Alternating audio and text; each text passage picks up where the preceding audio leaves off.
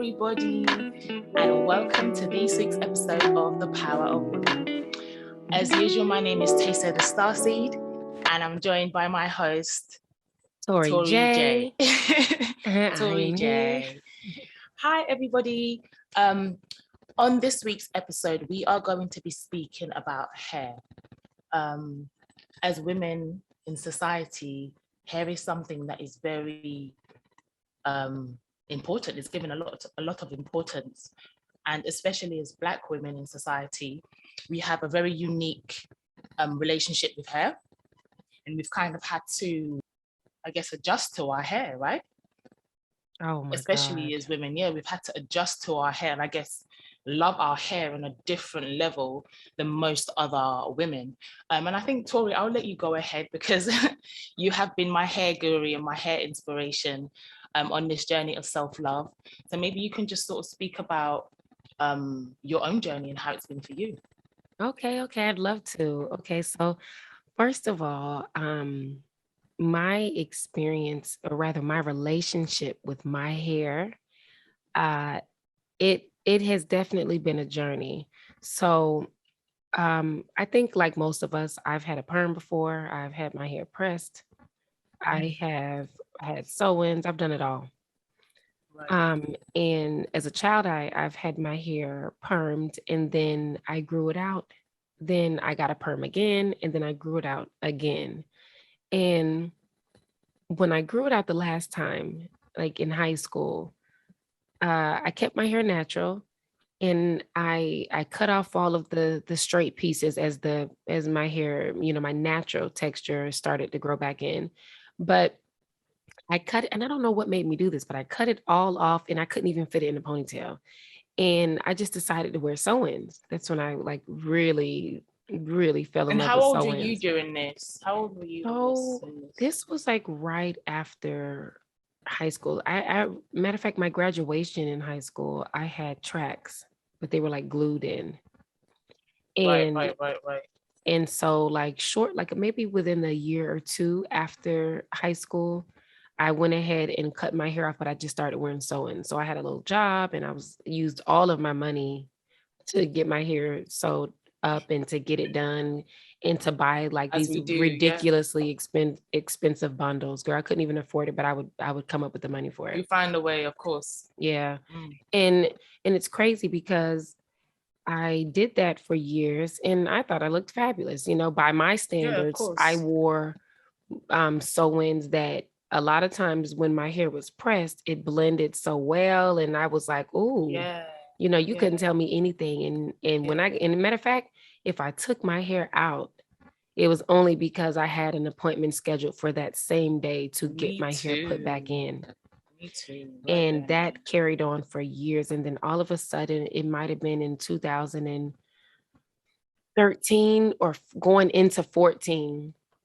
I don't know why. I grown up a little bit. Maybe I'm like 25, around 25.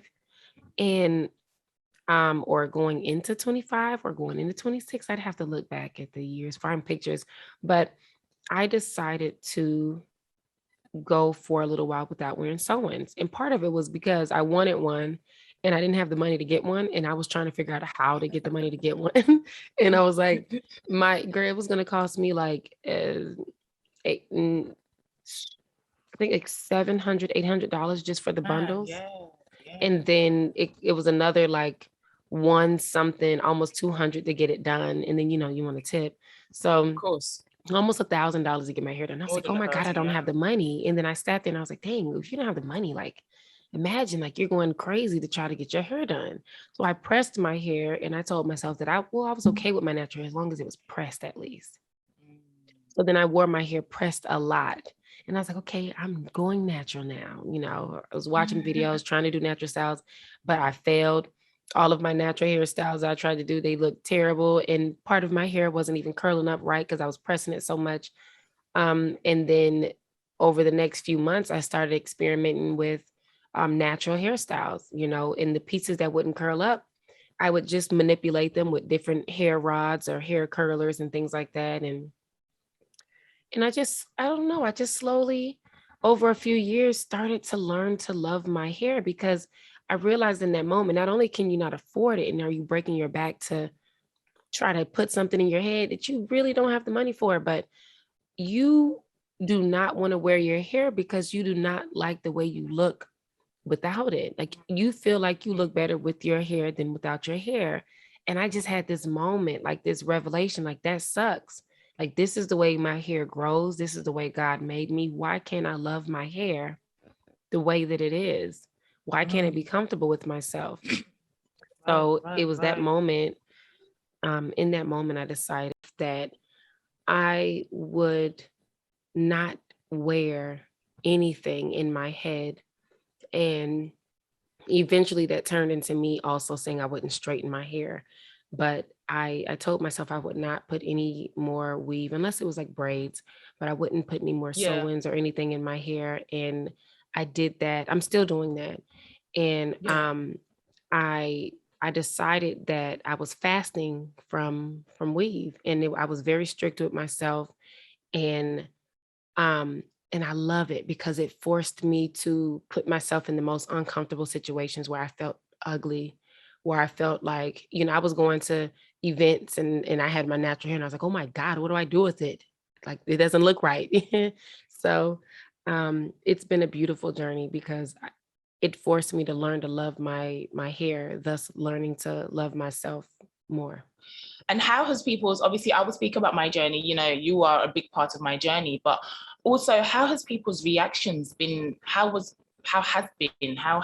people's reactions been to you going natural? Like, what were some of the comments you had, the feedback? How was the reaction? Did that kind of affect your journey in any way? I had a lot of women that would support me, show me a lot of love, tell me that my hair was beautiful, it looked good, don't worry. I lacked the confidence, so it showed. And I didn't love my hair, and that showed. And because of my lack of confidence, I didn't know how to style it. I was still learning, I didn't know how to take care of my hair. Actually, I didn't know that I didn't know how to take care of my hair. I knew how to take care of like European type Weave hair, someone else's hair. Yeah, but I didn't know how to take care of my hair, my texture. I didn't know my hair. So I had to get to know her. I had to, learn what my hair likes and doesn't like. And our hair is all unique in that way. So and it's beautiful, bro. It is the journey itself is beautiful. But I've also had people say some negative things. I've had guys say, that if I'm going somewhere that, your hair would look nice like this, or, you're gonna do something like that to your hair, but referring to normally like a sew-in or something. But then I've also had a lot of guys comment on my hair and say that they like it as well. I was actually shocked at how many guys Me too. liked natural hair. Because that was one of the things that I was intimidated by. I was like, I'm gonna look crazy to people. They're gonna think I look crazy. But actually I got a lot of compliments from guys as well. Yeah, absolutely. And because obviously you're in your natural essence and in your natural state as a Black woman, especially as a woman. Like, how can you not love your crown? And I find that there's something that I've been on my journey. Everybody, my journey is different. My journey came years after, only a few years now. But I find that one thing that I used to particularly say was, it's a protective styling. I hear that a lot. We talk about protective styling, right? And I think it's kind of like an umbrella to hide under. It was for me anyway. I was somebody who's, I think I've written a lot about this. My hair was relaxed from a very young age, from like the age of 5 or 4, my hair was relaxed. And even prior to that, I had my first weave when I was about, I had my first weave when I was about 5, 6 as well. I had a weave put in for a family friend's wedding. So obviously that's telling 5-year-old me or 6-year-old me that I fell in love with the weave, obviously, because I was like, wow, look at this amazing long hair that I have. And then, so from then I would always just aspire to relax my hair. I would relax my hair, or I would have a weave-in or anything, just not to have my natural hair out. And then in, I think, 2011 or so, I cut my hair off, but only because it was so badly damaged with relaxer. My goal was to grow it back and then relax it again. You know how we do. But I didn't end up relaxing it again. I just left it underneath my weaves. It was natural, quote unquote, but it was constantly under protective styling.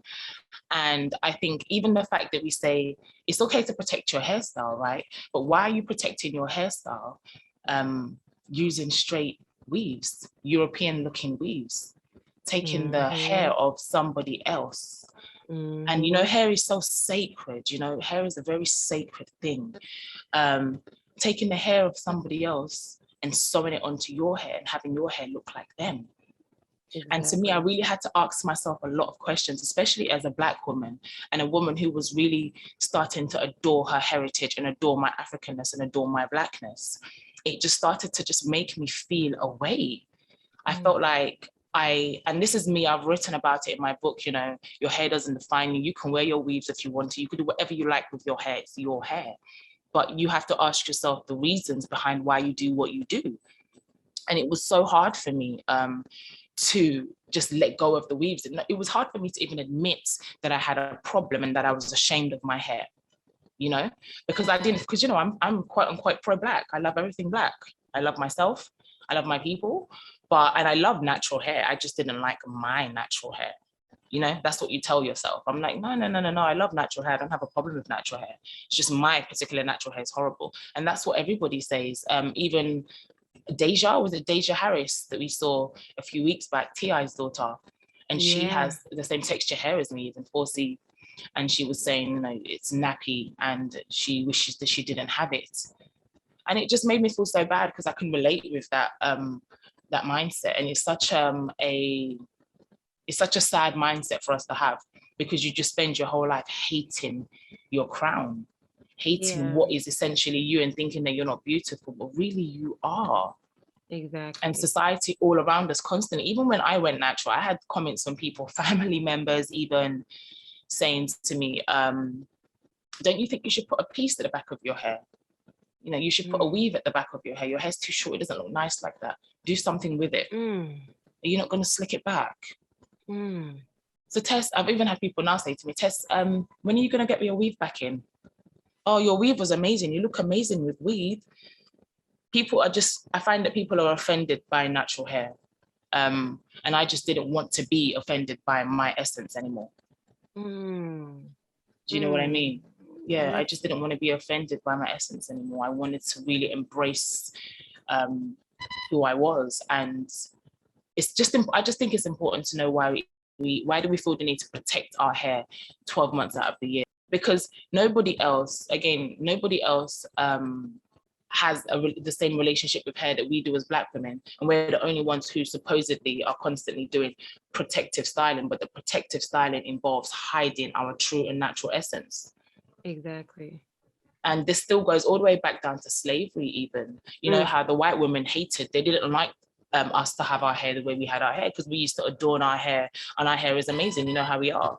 And we weren't allowed to show our hair. There was a ban. We had to cover our hair up. And now, centuries later, we're still doing the exact same thing. It's deep. It's embedded in us deep. We're deep, and we're assimilating to it and not realizing that we're assimilating to it as well. You know? That's how I know, like, the level of indoctrination is so deep, because we're talking about things that have happened so many generations before us, and it's still so deeply embedded in us. Like 9 times out of 10, most women feel more beautiful when they have their weave or their wig. Now, you have some women that can do both confidently, but most women today, the way society is you know, trying to conform us all, is to think that everything that we need to be beautiful is outside of us. Right. So whether that's your body, your hair, your makeup, you know, your clothes, your shoes, your nails, all these things that you need to do to look good. And if you're not doing these things, you're not going to look as good.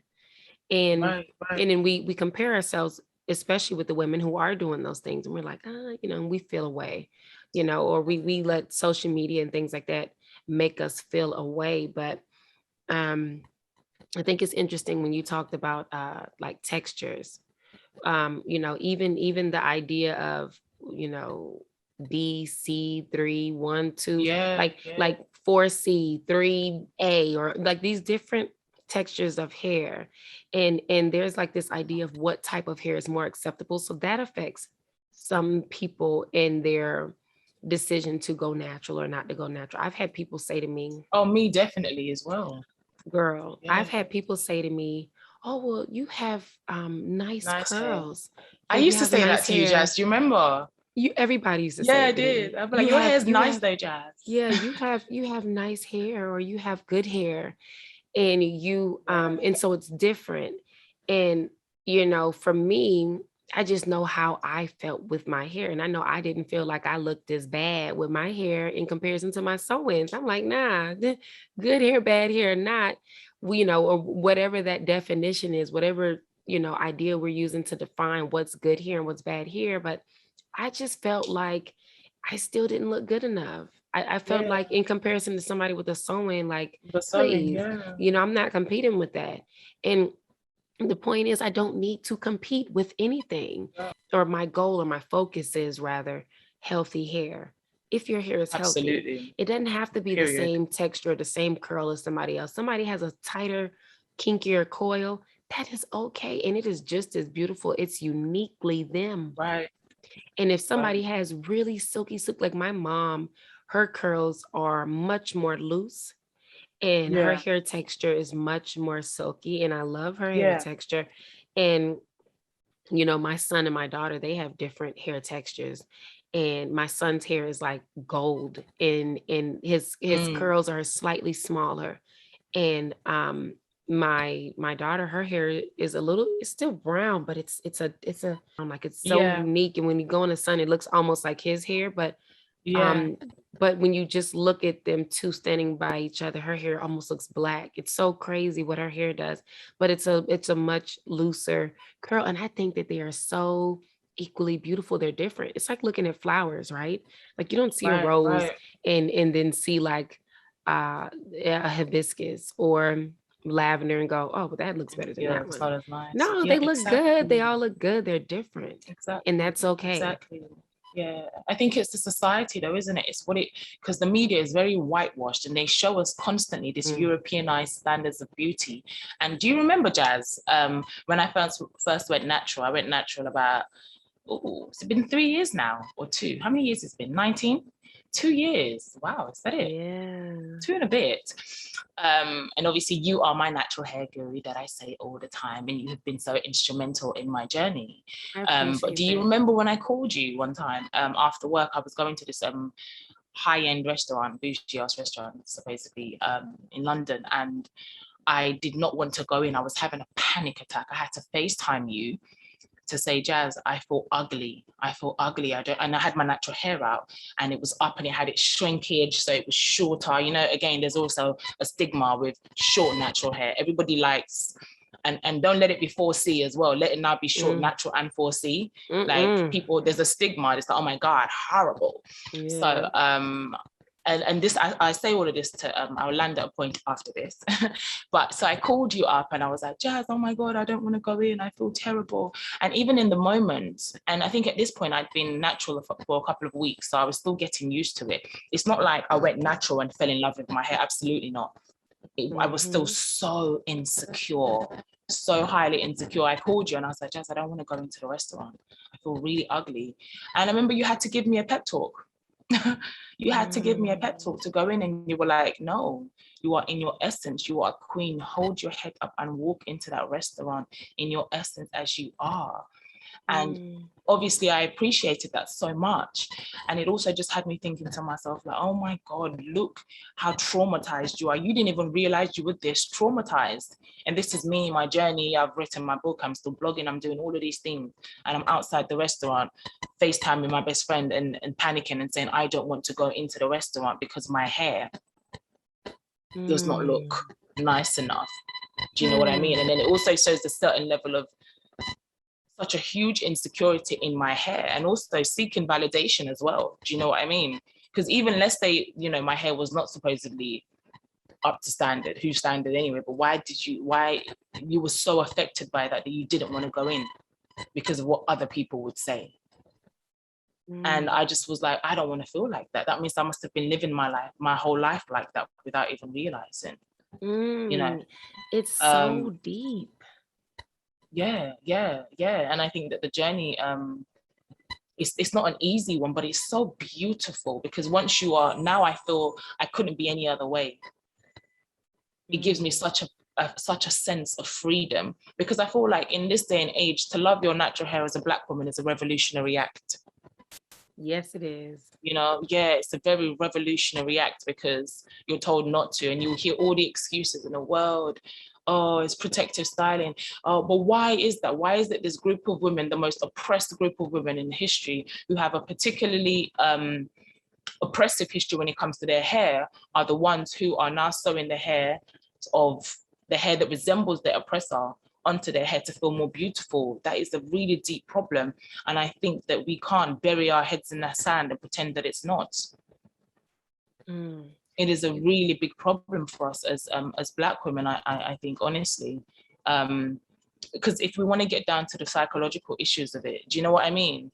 It's not, to me, it's very difficult. And I think that people might be offended, right? But just my personal opinion, my personal experience, I think it's a very deep issue that we have. And it's one that we have to look at really honestly. I completely agree with you. And I think it's interesting, because a lot of people will argue that no, because it's something we say to comfort ourselves because of our trauma. And I think it's also okay to feel that way, and you have to meet people where they are, because definitely. you know how it feels. You know how it feels to be in that position. And I think when women say things like, well, no, I can wear my hair like this, and people are always attacking Black women and everything that we do, our hair, our this, our that, unless white mainstream media and societies accept it, and then it's okay. Like even wearing cornrows, that just became acceptable a few years ago, when certain Hollywood people and designers started taking it and putting it in their being culture their vultures. magazines. And so like now it's so many things that we've been doing is acceptable. And when I think about Black women, like we are it, as far as the blueprints, as far as the the ability to just influence society when it comes to style. And it's something that it's so natural. It's in our bones, it's in our DNA, it's the way we walk, the way we talk, and it's a part of us. We can't even help ourselves. But one thing I'd like to touch on is, like, when you think about it, who taught you to hate your hair? What is your first memory in terms of having a problem with your hair the way that it is? You know what I mean? And when you think about it, like, it could have been something as simple as you not being the girl that gets complimented on your hair when you were a child. You hear another girl and other people complimenting her hair as as children, like, oh, your hair is beautiful. Or somebody just flat out telling you that your hair just don't look good. It's not long enough, or it's this or it's that. And so when I think about that, and I think about where some of that energy comes from, as children, imagine the way we would glow, and the way that we would be so free, and we would walk and just be in our natural state, in our essence. If we were told from young how beautiful we are and how perfect we are, because God created us this way, like, who is anybody else to question that? The same creator that made it, that made the trees and the clouds and the stars, made me with this hair, so I am perfect. Okay, I'm telling you, like, yes, honestly, that is honestly the truth. Absolutely perfect. What we don't is because society says, society feels runs off of consumerism anyway. So the more that we feel unattractive, then the more they can sell us the solution to our unattractiveness. Exactly. Do you know what I mean? And especially the hair business is so it's booming. They make so much money off of it. So they make so much money off of our insecurities as women, especially Black women. And another thing I hear a lot that I used to say, I still say it now, but not as often. Actually, I really don't, not as much. But we say, it's very difficult to look after natural hair, right? And I used to say that all the time too. And I say, but one, that's a shame, because it's because we weren't taught from a young age how to look after it. Because in the same way you wake up in the morning, you have a shower, you know that you have to cream your skin, oil your skin, you have to exfoliate, you have to everything that you have to do in the mornings, right? Your normal daily routine, you know that you have to do it. You don't think it takes time or it's time consuming, because it's just what you do. Yeah. But because you're not taught that with your hair, you start to think that your hair is hard work. But I'm like, but learning how to deal with European hair is hard work. It's not easy. You're spending your time and effort learning how to straighten your hair and curl your hair and lay down the lace front. This is all time and effort. If you could do the same thing with your natural hair. Girl, we have years of experience in European hair. And it's not, again, this is not a bashing. I'm not bashing. I'm talking to myself, what I said to myself. Like, I'm like, well, Tess, if you could, because I'd be laying down my hair, girl, please. Laying down my hair, doing the curls, doing the frontals, the closures. And I thought, well, you can put that same effort into your natural hair. And in fact, it's less effort now. Do you know what I mean? Like, your natural state should not be so much hard work. I think it's just in the mindset. Everything around us tells us that it's not acceptable.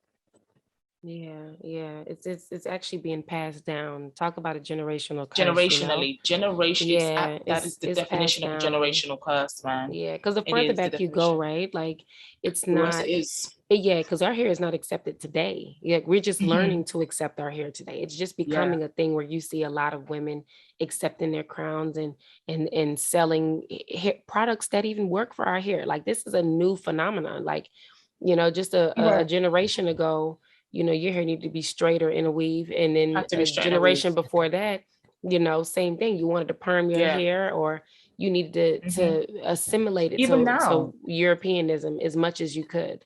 Like, the closer that you can make your hair acceptable to white society, because we are trying to survive in a society that we're not meant to be in, and this westernized world of what's beauty.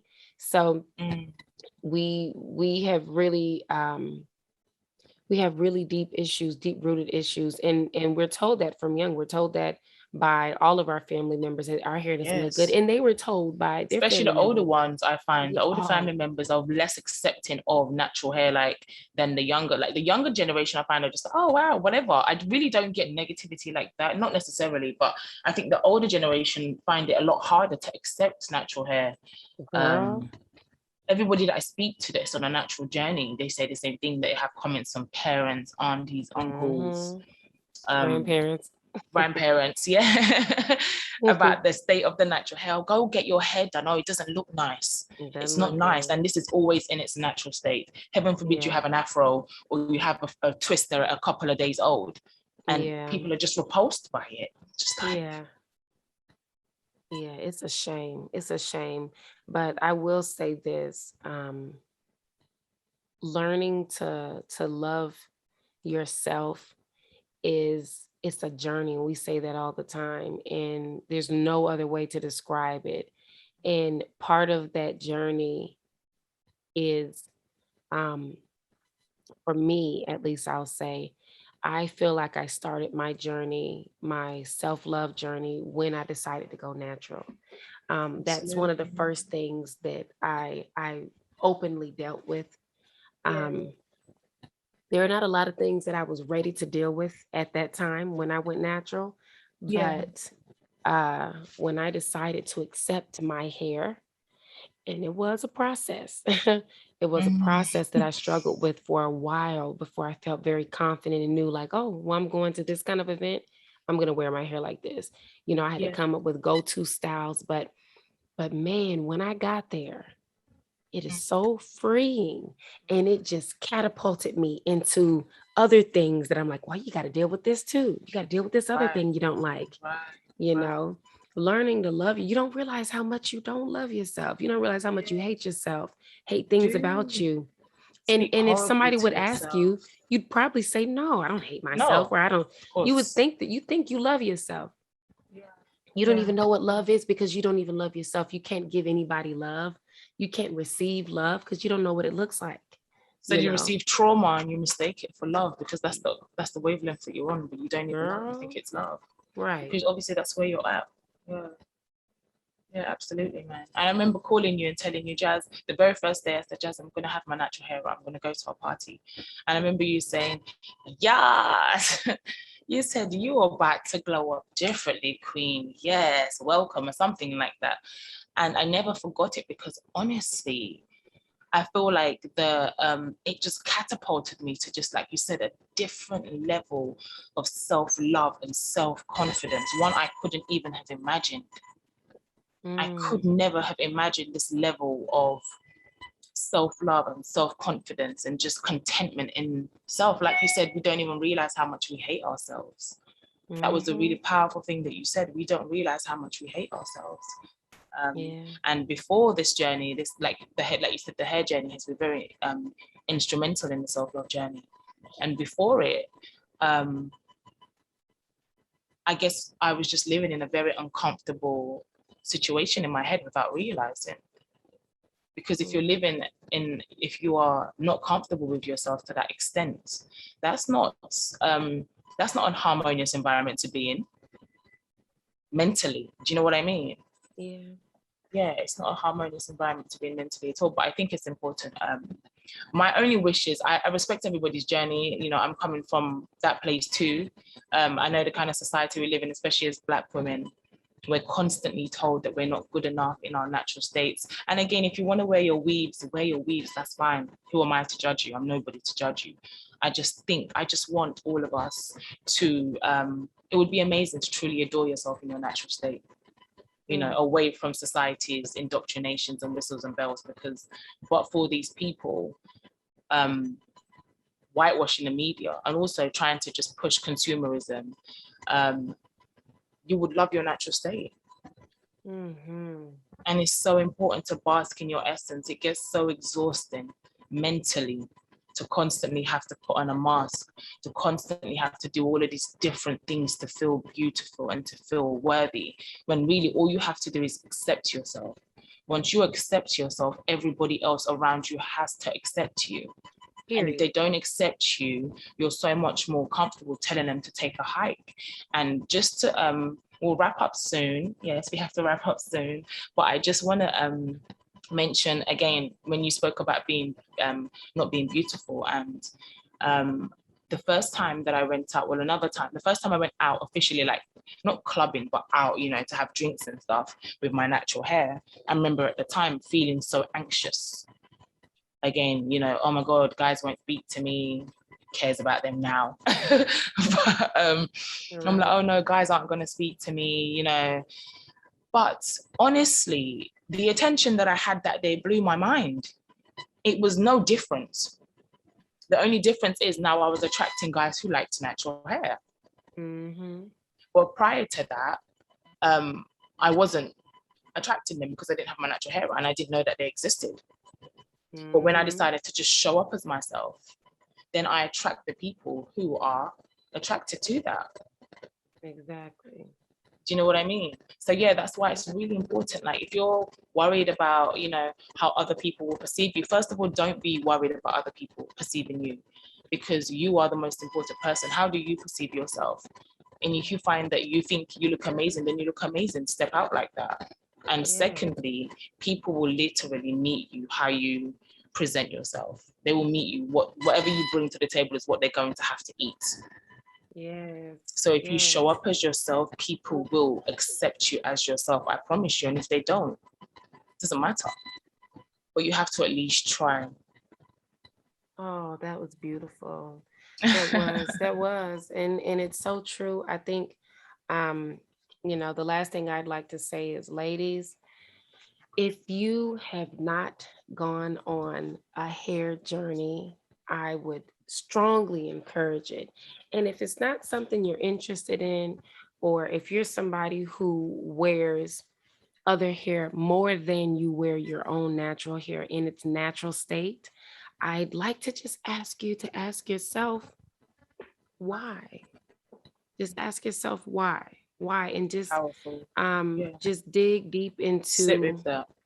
Yeah, dig deep into it. You know, think about all the times you were complimented or not on your hair, whether that was as a child, in your adult life, whether that was in a relationship, by family. In case you've never heard it, you are beautiful and you are perfect in your natural state. And the goal is to have healthy hair. Right. Healthy hair is the goal in any texture and in any length. So ladies, do your best, try to just sit with yourself and bask in your essence, because you are so worthy as your natural self. I know it's not easy. But I think it's a journey, like Tori said, that we should all go on. So I'm going to wrap this up now. Thank you for joining us, guys. I hope you've enjoyed our talks, me and Tori's private and our public sessions. And we will speak to you again. Take care, guys. Bye. Bye.